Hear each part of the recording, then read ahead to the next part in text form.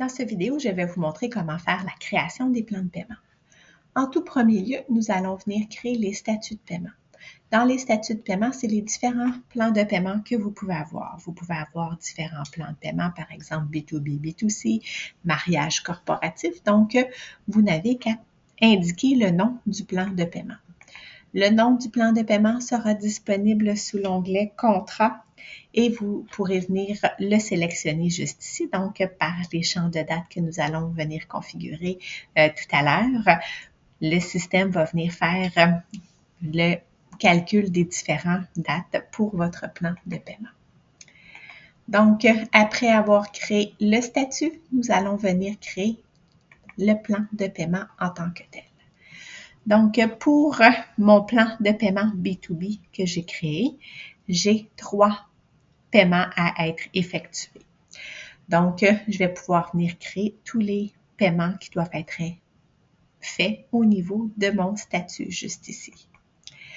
Donc, en tout premier lieu, il faut venir indiquer ce paiement-là va être associé à quel statut de paiement. Le système peut se baser sur 2 champs de date, la date de l'événement ou la date du contrat. Donc, aujourd'hui, le 13 octobre 2025, je veux créer une réservation pour le 25 juillet 2026. Donc, ma date de contrat va être le 13 octobre 2025 et ma date de mon événement, le 25 juillet 2026. Basé sur les journées, donc ici sur ma date de contrat, 3 jours, donc aujourd'hui le 13 octobre, si j'ajoute 3 jours, mon paiement va être dû le 16 octobre. Il est important de noter que si le paiement doit être effectué avant le champ de date, il est important de venir ajouter le signe négatif. Donc ici, pour mon paiement, qui est 15 jours avant la date de mon événement est le 25 juillet, donc le paiement serait dû pour le 10 juillet 2026. Vous allez avoir le pourcentage que vous voulez que le client paie de sa facture. Vous pouvez prendre un paiement actif ou inactif et les dates de validité de votre plan de paiement.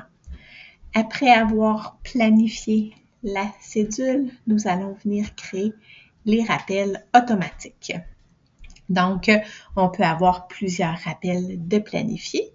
Ici, pour mon plan de paiement, je vais venir le modifier. Il est possible, selon le champ de date, donc ici c'est sur notre plan de paiement, nous voulons que le système envoie un rappel 2 jours avant la date du paiement. Donc ici pour notre premier paiement qui est dû 3 jours après le contrat, donc le système enverrait un rappel le 14 octobre pour venir rappeler au client de procéder au paiement de sa facture. Vous pouvez venir indiquer une heure à laquelle vous voulez que le système envoie le rappel ou tout simplement venir désactiver et le système enverra au courant de la journée. Vous pouvez rendre un rappel actif ou inactif.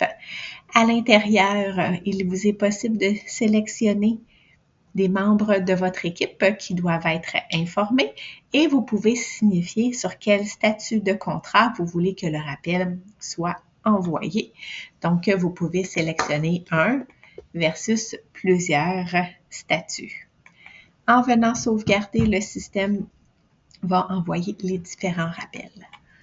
Pour l'utilisation du plan de paiement, si je vais sur l'onglet « Paiement facturation » et que je clique sur l'onglet « Plan de paiement », le système a calculé de façon automatique mes paiements.